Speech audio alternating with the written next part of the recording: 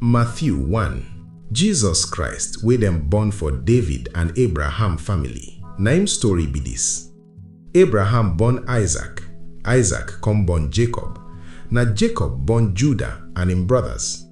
Judah born Perez and Zerah wey him mama be Tamar. Perez born Hezron and Hezron born Ram. Ram na Aminadab papa. Aminadab born Nashon. Nashon come born Salmon.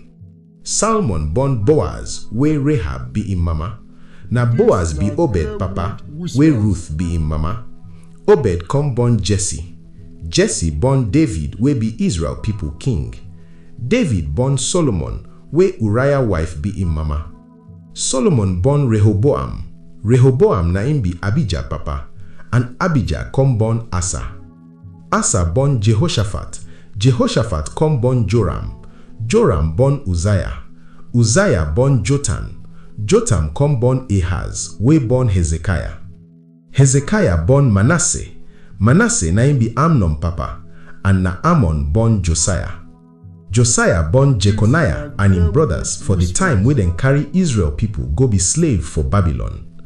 After dem carry Israel people go Babylon, Jeconiah come born Shealtiel. Shealtiel come be Zerubbabel papa. Zerubbabel born Abiud. Abiud na him be Eliakim papa. Eliakim come born Azor. Azor born Zadok. Zadok na him be Akim papa. Akim come born Eliud. Eliud born Eliezer wey be Matan papa. Matan come born Jacob. Jacob born Joseph wey be Mary husband. This Mary na him be Jesus Christ mama.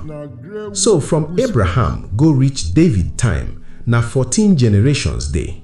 And from David time go reach when dem carry Israel people go Babylon na 14 too.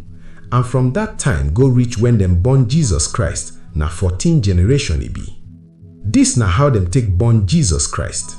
When Mary im mama born ready to marry Joseph, before dem begin sleep together, Mary come see say e don get belle with Holy Spirit power. Joseph wey wan marry am na person wey dey fear God well well, and because he no wan disgrace am, he come think for im mind say he no go marry Mary again.